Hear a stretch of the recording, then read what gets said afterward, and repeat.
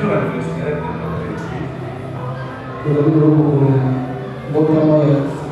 église, en fait, c'était le 31 aussi. Comme c'était tombé pendant la semaine,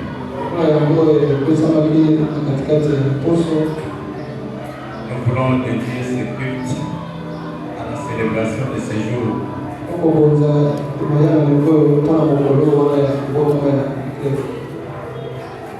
Mais quel est le rôle ou quelle est la mission confiée à l'église?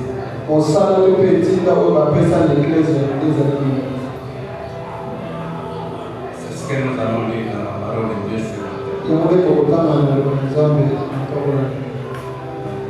La grande mission confiée à l'église. Nous allons lire l'évangile de Matthieu, chapitre 28. Pour une bonne compréhension, nous allons lire à partir du verset 16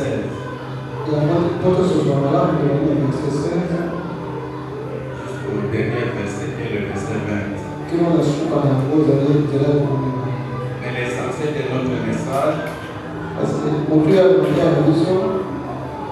va se poser sur le verset 19 et 20.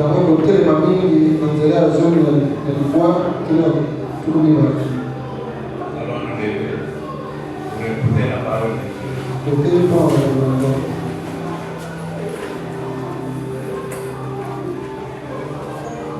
Les 11 disciples allèrent en Galilée sur la montagne que Jésus leur avait désignée. Quand ils les virent, ils l'adorèrent. Mais quelques-uns eurent des doutes. Jésus, s'étant approché, leur parla ainsi. Tout pouvoir m'a été donné dans le ciel et sur la terre. Allez, faites de toutes les nations des disciples, les baptisant au nom du Père, du Fils et du Saint-Esprit, et enseignez-leur à observer tout ce que je vous ai prescrit. Et voici, je suis avec vous tous les jours jusqu'à la fin du monde. Amen. Amen. Je reprends le verset 19 et 20. Allez, faites de toutes les nations des disciples, les baptisant au nom du Père, du Fils et du Saint-Esprit, et enseignez-leur à observer tout ce que je vous ai prescrit. Et voici, je suis avec vous tous les jours jusqu'à la fin du monde. Le thème de ces mois, c'est une partie du verset 19, une partie du verset 19 et une partie du verset 20.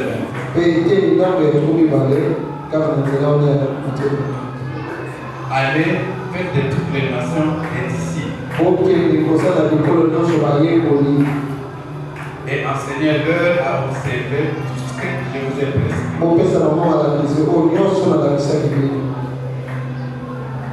Celui qui parle ainsi, c'est Jésus-Christ ressuscité. Avant sa mort, toujours dans l'évangile de Matthieu, il avait dit à ses disciples, quand je serai mort, après ma résurrection, je vous précéderai en Galilée. Continuons cela dans le chapitre verset 32. Avant sa mort, il avait déjà dit à ses disciples que je serai ressuscité et je vais vous précéder en Galilée.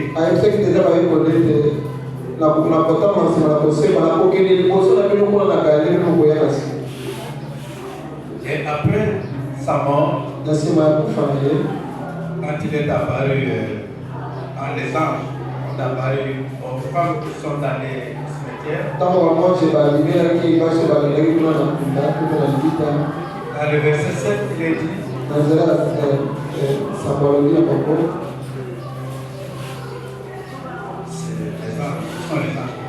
et allez promptement dire à ses disciples qu'il est ressuscité des morts. Et voici, il vous précède en Galilée.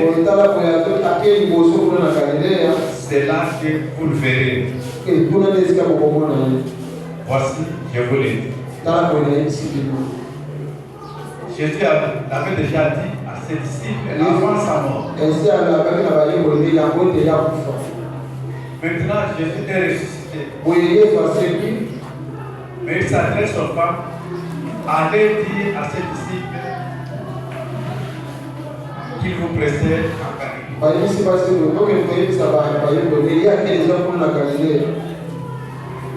Et au verset 10 du même chapitre, Jésus lui-même qui parle à une des femmes qui est au cimetière, c'était Marie. Alors Jésus lui dit, Jésus leur dit, c'était toutes les femmes ensemble. Ne craignez pas. Allez dire à mes frères de se rendre en Galilée. C'est là qu'ils me verront. Et ici, dans le passage que nous venons de lire, les disciples ont eu le message. C'était pour eux un rappel. Ils se sont rendus en Galilée et à la montagne qui leur avait indiqué. C'est que Jésus leur avait déjà parlé du lieu où ils pourront le rencontrer après sa résurrection.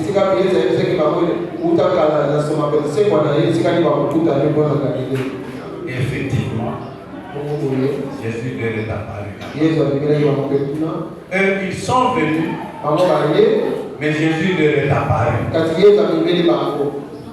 Eux, ils ont pris un chemin pour arriver en Galilée sur cette montagne. Mais quel chemin Jésus a pris? Nous ne voyons pas ce chemin. Mais il leur est apparu. Donc, ce n'est pas n'importe qui. Parce qu'on ne l'a pas vu venir. Mais tout d'un coup, il leur est apparu.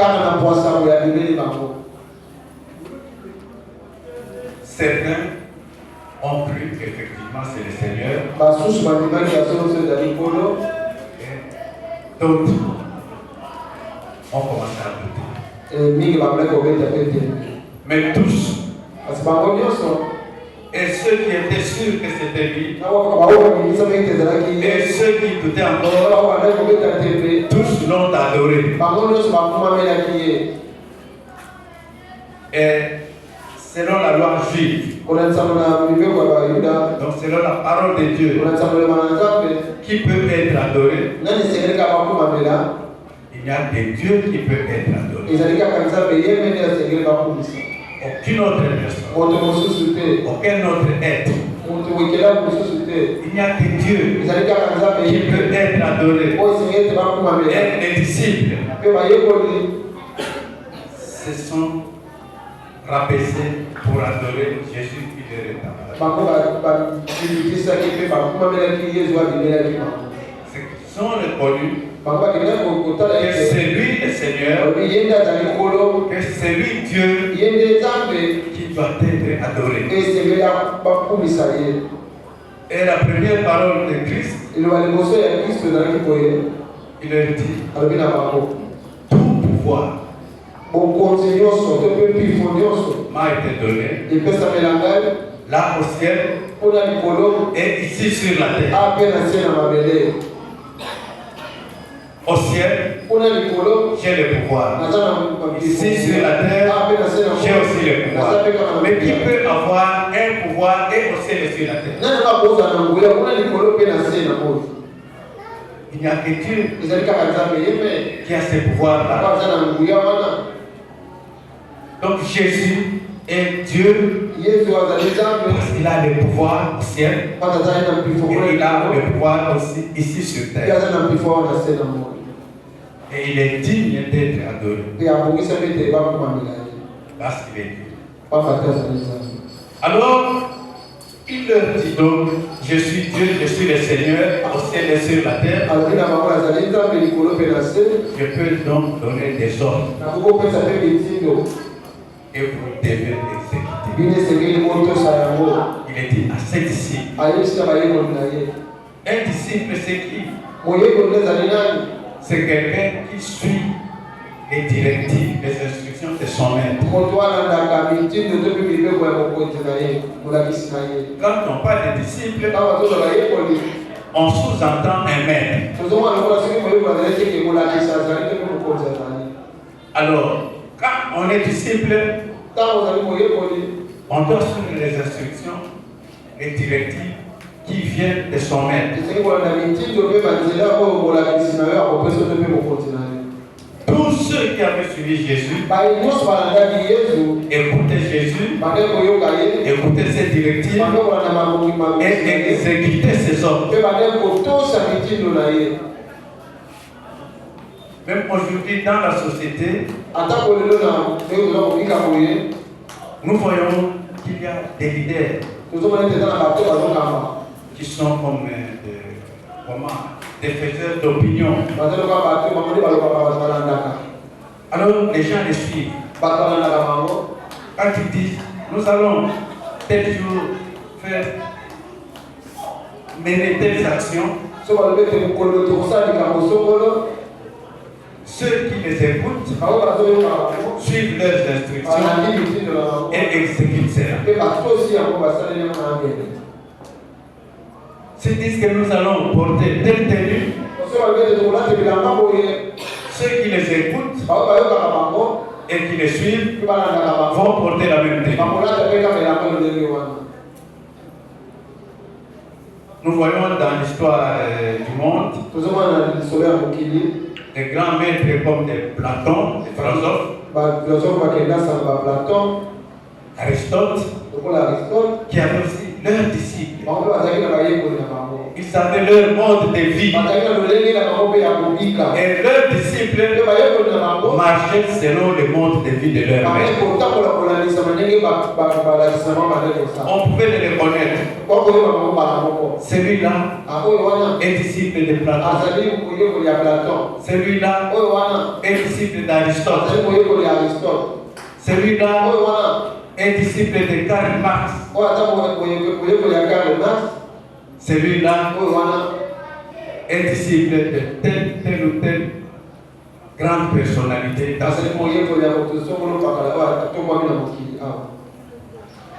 Donc, ces gens, dans leur façon de marcher, dans leur façon de se comporter, ils copiaient ce qu'ils voyaient ou ce qu'ils entendaient de leur maître.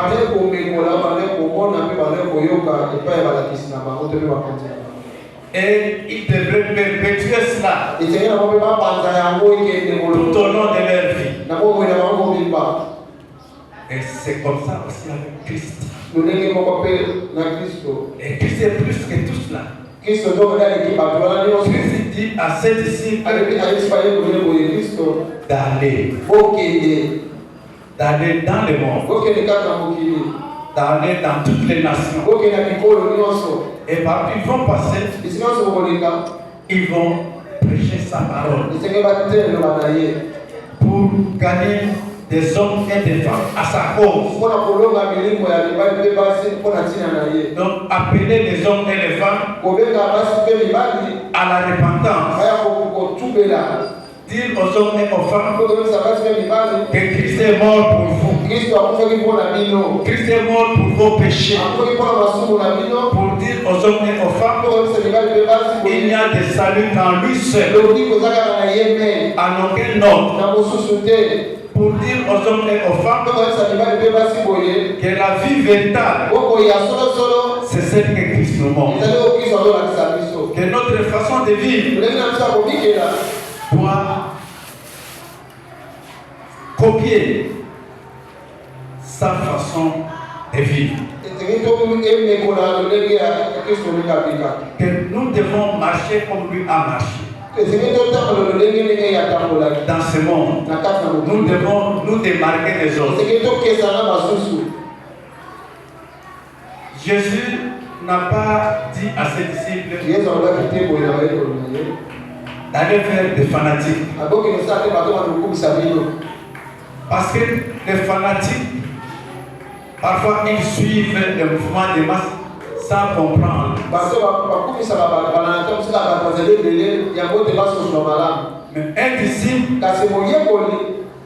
il s'imprègne des enseignements de son maître.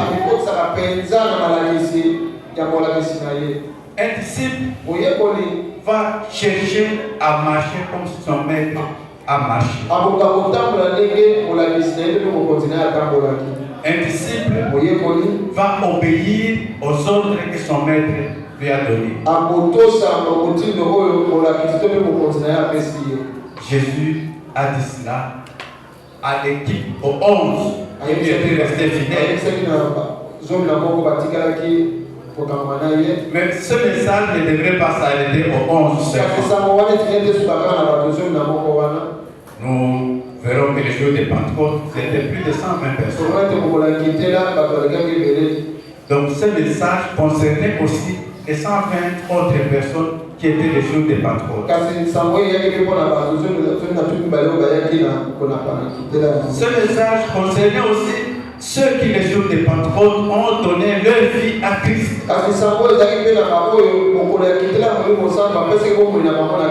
Qui sont devenus disciples de Christ. Eux aussi devraient avoir ces enseignements et les mettre en pratique. Et qu'à leur tour, qu'ils aillent aussi en faire part à d'autres. Ce message s'est répercuté tout au long de l'histoire de l'Église. Nous voyons dans les actes, dans les livres des actes, quand la persécution est arrivée dans la ville de Jérusalem, les disciples qui ont quitté Jérusalem pour sauver leur vie, la Bible dit partout où ils passaient, ils annonçaient cette bonne nouvelle. Ils n'attendaient pas d'autres instructions. Mais partout où ils passaient, ils annonçaient le message du salut. Ils appelaient les gens à la repentance, de mettre leur confiance en Jésus-Christ pour obtenir le salut et devenir les disciples de Jésus. Donc on ne donne pas sa vie et on s'arrête à Christ et on s'arrête là. On donne sa vie à Christ pour écouter ses enseignements. Et c'est ce que Jésus dit au verset 20. Faites des disciples et enseignez-leur. Enseignez-leur ce que je vous ai prescrit. N'allez pas enseigner n'importe quoi, mais enseignez ce que moi je vous ai enseigné. Jésus a enseigné de voyage. C'est ce qu'il a enseigné. Jésus a enseigné les mariages. Il y a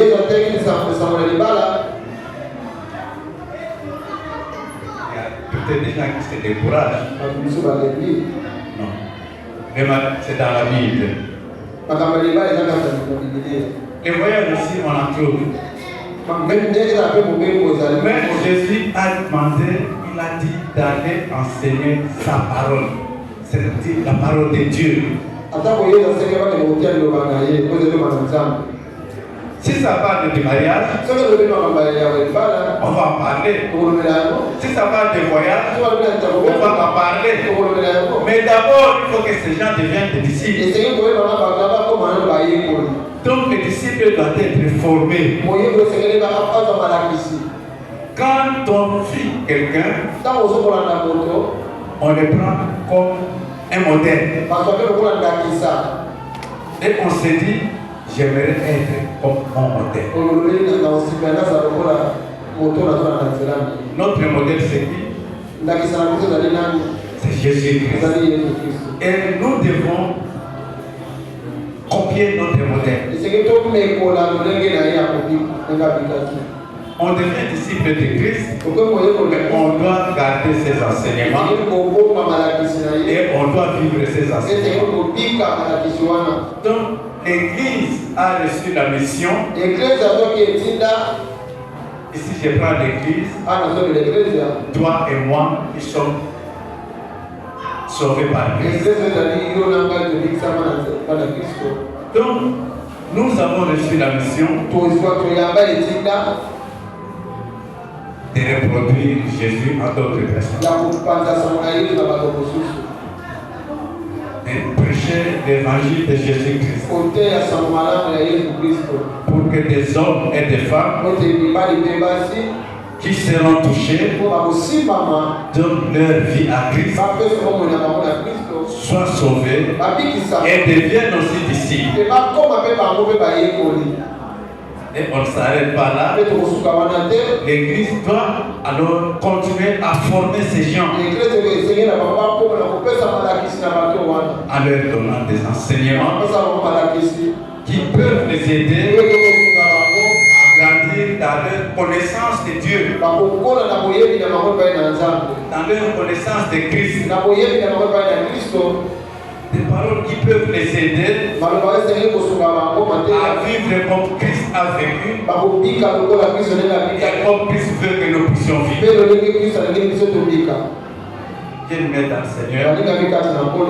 L'Église, à travers le monde, a une très grande mission.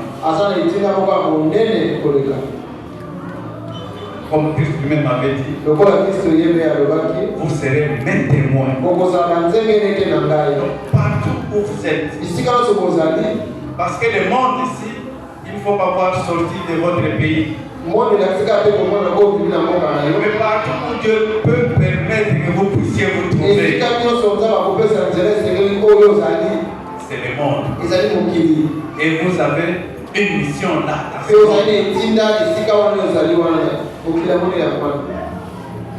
Les étudiants dans leur milieu d'études, les élèves, les écoliers dans leurs écoles, ceux qui travaillent dans leur milieu professionnel, ceux qui ont l'habitude de voyager dans leur voyage, partout vous pouvez vous trouver, vous êtes disciples de Jésus. Et on doit les remarquer, on doit les constater. On n'est pas disciple de Jésus-Christ à l'église. Quand on vient à l'église, on est disciple, on est chrétien. Mais quand on sort de l'église, on est n'importe qui. Non. Notre identité, nous devons la manifester partout où nous nous trouvons. Alléluia. Mon frère, ma soeur, c'est à travers ta marche, à travers ton comportement, que tu peux, parfois sans parole, amener des gens à se tourner vers Jésus. À travers ton comportement, à travers tes attitudes, tu peux repousser les gens du salut. Si tu es disciple de Jésus, moi je ne voudrais pas que vous soyez des chrétiens et que vous vous arrêtiez là. Parce que n'importe qui peut se faire appeler chrétien. Mais dépassons la dimension des chrétiens, devenons disciples de Jésus. Jésus des disciples. Il ne veut pas des religieux. On peut aimer Dieu. On peut aimer ce qui touche à Dieu. Mais sans suivre, sans obéir à ce Dieu. Nous le voyons dans notre monde. Et surtout chez nous au Congo. Beaucoup de gens aiment Dieu. Mais il y a peu de disciples. Sinon, beaucoup de choses seraient changées. Commençons nous-mêmes. Avant de chercher des changements chez les autres, commençons nous-mêmes à vivre en disciples de Jésus. Si nos vies sont transformées, cela va attirer de soi les gens vers Jésus. Jésus-Christ qui nous a transformés. C'est chaque jour qu'un disciple de Christ cherche à ressembler à Christ.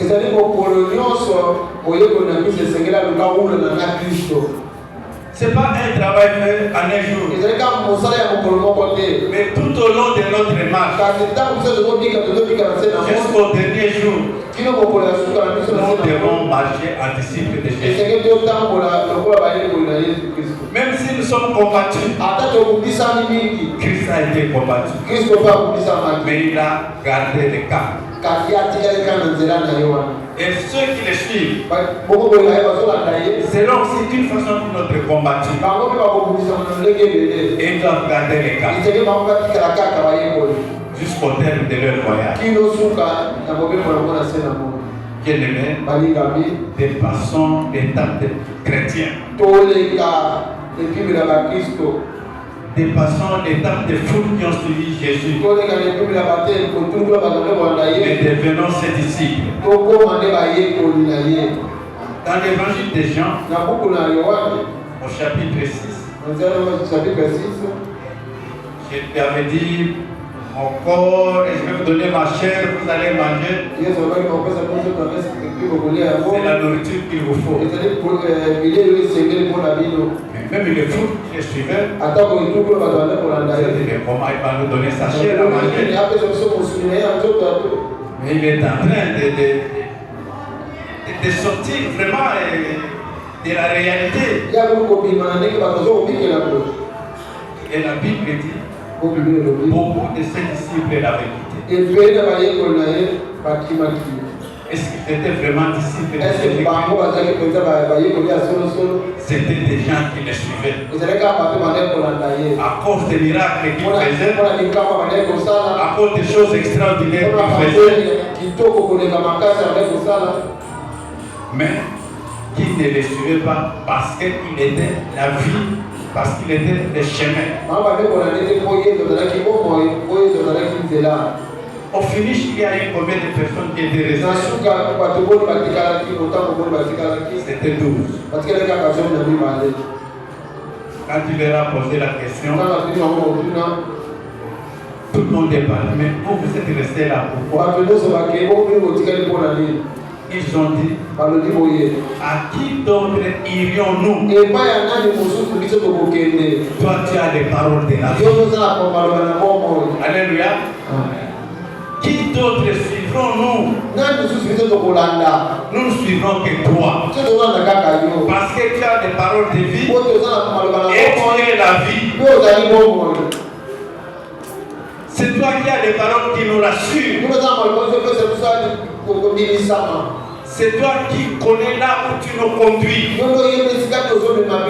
vers ton Père au ciel, là où il y aura la gloire pour l'éternité. À part toi, il n'y a personne d'autre. Même si nous devons souffrir pour toi, nous l'acceptons. Parce qu'après tout, il y a la vie. La vie avec toi. La vie en toi. Ça, ce sont des disciples. Bien sûr que les 12 Ils sont restés fidèles, mais il y avait un qui va les trahir. Ils vont rester 11, mais les 11 ont persévéré. Et les 11 ont fait que beaucoup d'autres viennent à Christ. Et aujourd'hui, l'évangile peut tenir encore jusqu'à ce jour. L'œuvre de Dieu doit continuer jusqu'au retour du Seigneur. Et ça doit continuer avec ses disciples d'aujourd'hui.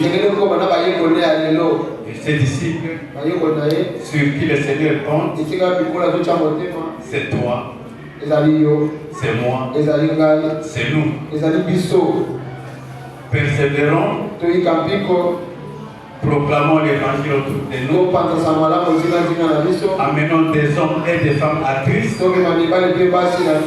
et fortifions-les en leur donnant la parole véritable, le message véritable, la parole de Dieu. Pas des histoires inventées, pas des histoires pour faire plaisir aux gens, mais qui n'ont rien. Parlons-le de la parole de Dieu. Amen.